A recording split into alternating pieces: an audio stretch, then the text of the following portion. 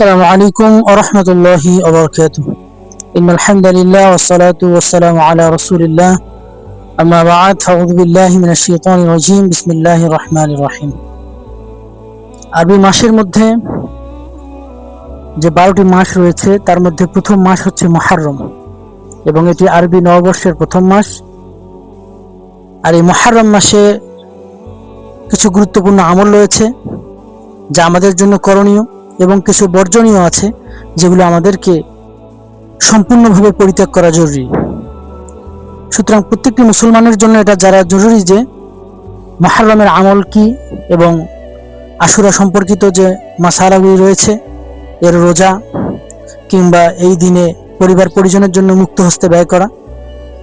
পাশাপাশি শিয়া সম্প্রদায় এই আশুরা উপলক্ষে যে সমস্ত বেদাতি কর্মকাণ্ড করে থাকে সেগুলোর সাথে আহলুস সুন্নাহ ওয়াল জামাতের যে মতানৈক্য রয়েছে, মতবিরোধ রয়েছে, পার্থক্য রয়েছে, সেগুলো সম্পর্কে প্রত্যেকটি আহলুস সুন্নাহ ওয়াল জামাতের অনুসারীদেরকে জানা এবং বুঝা। প্রথমে আমরা আলোচনা করতে চাচ্ছি যে মুহররমের যে ফজিলত, অর্থাৎ মুহররম মাস আরবি মাসের প্রথম মাস এবং এই মাসের গণনা করা প্রত্যেকটি মুসলমানের জন্য ফরজে কিফায়া, অর্থাৎ উম্মতের একটি শ্রেণীকে অবশ্যই এই মাসের খেয়াল রাখা কিংবা আরবি যে মাসগুলি আছে সেগুলির ব্যাপারে চিন্তা করা। কারণ প্রত্যেকটি আমল মুসলমানের প্রত্যেকটি কাজের সাথে এই মাসগুলির সম্পর্ক রয়েছে। যেমন জিলহজের 10, 11, 12 তারিখে কুরবানি করা, রমজানে রোজা রাখা, শাওয়ালে ঈদুল ফিতর, জিলহজে ঈদুল আজহা, হজ্জের মাসগুলি আইয়ামে হজ্জের মাসগুলিতে হজ আদায় করা, শাওয়াল, জিলকদ এবং জিলহজ, এই যে বিষয়গুলির সাথে সম্পর্কিত মুসলমানদের ঈমান, আকীদা, মুসলমানদের আমল, প্রত্যেকটি বিষয় মাসগুলির সাথে সম্পর্কিত। এবং আল্লাহ তাআলা পবিত্র কোরআনের মধ্যে আমাদেরকে গণনার জন্য মাস দিয়েছেন। আল্লাহ তাআলা পবিত্র কোরআনে আমাদের গণনার জন্য মাসকে নির্ধারণ করে দিয়েছেন এবং এটি আল্লাহ তাআলার পক্ষ থেকে আমাদের জন্য নিয়ামত। সবচেয়ে অবাক করার মতো বিষয় হচ্ছে শাহরুন শব্দটি, অর্থাৎ মাস যে শব্দটি, এটা হচ্ছে শাহরুন। এই শব্দটি আল্লাহ তাআলা পবিত্র কোরআনে 12 বার এনেছেন। সুতরাং আরবি মাস যেমনিভাবে 12টি, আল্লাহ তাআলা শাহরুন শব্দটিও 12 বার ব্যবহার করেছেন।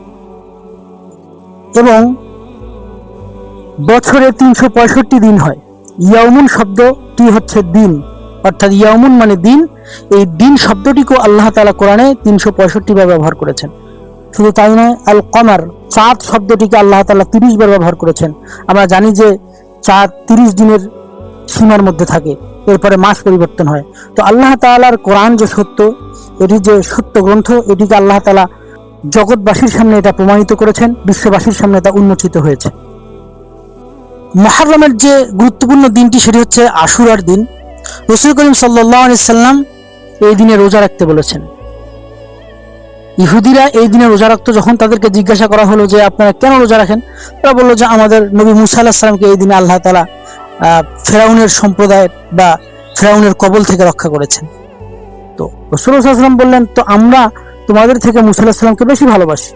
তো রাসূল করিম সাল্লাল্লাহু আলাইহি ওয়াসাল্লাম এই মাসে রোজা রাখার জন্য, এই দিনের মধ্যে আশুরার এই দিনটাতে রোজা রাখার জন্য তিনি নির্দেশ করলেন এবং তাদের বিরুদ্ধাচরণ করা, তাদের বিরোধিতা করার জন্য আশুরার আগের দিন বা আশুরার দিন কিংবা আশুরার দিন, আশুরার পরের দিন, এই দুইটি রোজা রাখার কথা হাদিসের মধ্যে পাওয়া যায়। রাসূল করিম সাল্লাল্লাহু আলাইহি ওয়াসাল্লাম ইরশাদ করেন যে আমি মনে করি আশুরার রোজা আমার উম্মতের 1 বছরের গুনার কাফারা হবে। সুবহানাল্লাহ। আরেকটি হাদিসের মধ্যে তিনি বলেছেন, মান ওয়াসা আলা ইয়ালিহি ফিন নাফাকা ইয়াউম আশুরা সাল্লাল্লাহু সাইরা সানাতিহি, যে পরিবার পরিজনের জন্য মুক্ত হস্তে ব্যয় করা। এই দিনে পরিবার পরিজনের জন্য একটু মুক্ত হস্তে ব্যয় করতে হবে।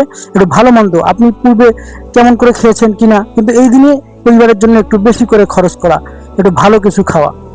এখন শিয়া সম্প্রদায়ের সাথে আমাদের যে দ্বন্দ্বটা সেটি হচ্ছে, ওনারা বলে এই দিন হুসাইন রাদিয়াল্লাহু তাআলা আনহুর শাহাদাত বরণ। কেন এরা ওয়াহাবিরা কেন এই দিনে শোক পালন না করে তারা খাবে? ইসলামে তো শোক পালন করার কোনো বিধানই নেই। ইসলামে শোক পালন করা সম্পূর্ণ নাজায়েজ। এটা যার জন্য প্রয়োজন সে করবে, কিন্তু এই ব্যাপক যে শোকটার বিষয়ে আলোচনা করা হচ্ছে এটা সম্পূর্ণই ভ্রান্ত। কারণ শিয়াদের সাথে আমাদের মতপার্থক্য আকীদাগত, আমলগত অনেক বিষয় এবং ইসনা আশারিয়ার যে শিয়ারা, এরা সম্পূর্ণ কাফের। কারণ এরা রাসূল করিম সাল্লাল্লাহু আলাইহি সাল্লামকে শেষ নবী হিসেবে মানে না, সাহাবায়ে কেরামের সমালোচনা করে, সাহাবায়ে কেরামকে গালিগালাজ করে, আয়েশা রাদিয়াল্লাহু তাআলা আনহার উপর লানত করে, খাদিজা রাদিয়াল্লাহু তাআলার উপর লানত করে, এমনকি অসংখ্য উমর রাদিয়াল্লাহু তাআলা আনহু, উসমান, আবু বকর রাদিয়াল্লাহু আনহু সকলের উপর এদের লানতের আলোচনা পাওয়া যায়। সুতরাং এদের সাথে আমাদের কোনো সম্পর্ক নেই। আল্লাহ তাআলা হুসাইন রাদিয়াল্লাহু তাআলা আনহুর শাহাদাত এই দিনে করেছেন, এটা তার জন্য বিশাল সৌভাগ্যের বিষয়।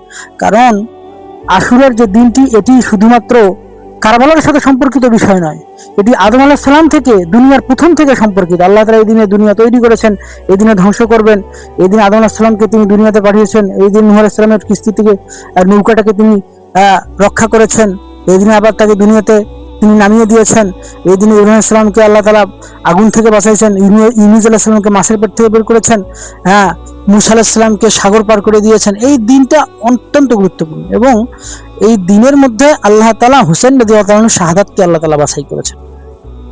সুতরাং কেউ যদি শুক্রবারে মারা যায়, তার মারা যাওয়ার দ্বারা শুক্রবারের দাম বাড়ে না, বরং তার দাম বাড়ে। তেমনি ভাবে হুসাইন রাদিয়াল্লাহু তাআলা আনহুর আশুরার দিনের শাহাদাত, এটা তার মর্যাদাকে উন্নত করে। কিন্তু এটার মানে নয় যে তাদের মতো করে হাই হুসেন বলে নিজের শরীরের মধ্যে চপটাঘাত করা, আঘাত করা, এরকম মাতাম করা, এরকম বিভিন্ন ধরনের আকৃতি তৈরি করা, হুসেন রাদিয়াল্লাহু মাজার তৈরি করা, আরো বিভিন্ন যে সমস্তগুলো শিয়ারা করে থাকে। বর্তমান বাংলাদেশে শিয়া দ্বারা প্রভাবিত অনেক যারা মাজার পূজারী আছে, এরা তো শিয়া দ্বারা প্রভাবিত। মাজার পূজারী, বেদাতি, এরা অধিকাংশই শিয়াদের দ্বারা প্রভাবিত। দেখবেন যে এরা আহলে বায়াতের কথা বলে, পাক পাঞ্জাতনের কথা বলে, হাসান হুসেন, মা ফাতেমা আলী এবং মুহাম্মদ সাল্লাল্লাহু আলাইহি ওয়াসাল্লাম এই কথা বলে, আহলে বায়াতের কথা বলে। এরা সমস্ত সাহাবায়ে কেরামকে বাদ দিয়ে যায়। এই সমস্ত গোরানি শিয়াদের থেকে এসেছে। আমাদের বাংলাদেশের উপমহাদেশের শিয়াদের দ্বারা প্রভাবিত হয়ে অসংখ্য মুসলমান তাদের ঈমান হারাচ্ছে। যেমনি ভাবে বেদাতিরা, মাজারিরা এবং তথাকথিত বর্তমানে যে ইসলামী দল দাবি করেনেওয়ালারা এই শিয়াদের দ্বারা প্রভাবিত, তাদের ইমাম শিয়াদের দ্বারা প্রভাবিত হয়। এজন্য আমাদেরকে খেয়াল রাখতে হবে, আহলুস সুন্নাহ ওয়াল জামা সব সময় এই বাতিলদের থেকে ভিন্ন। আহলুস সুন্নাহ ওয়াল জামাত মধ্যমপন্থী উম্মতের দল এবং এটি হক, এটি নাজাতপ্রাপ্ত দল। রাসূল করিম সাল্লাল্লাহু আলাইহি সাল্লামের যে ঘোষণা, মা আনা আলাইহি ওয়া আসহাবিহি, সেই পদ্ধতির অনুসরণ করেনেওয়ালা দল আহলুস সুন্নাহ ওয়াল জামাতকে অনুসরণ করে এই পদ্ধতিগুলোকে মানা, সমস্ত ধরনের বাতিলদের থেকে দূরে থাকা। আল্লাহ তাআলা আমাদের সকলকে বুঝার এবং আমল করার তৌফিক দান করুক। আসসালামু আলাইকুম ওয়া রাহমাতুল্লাহ।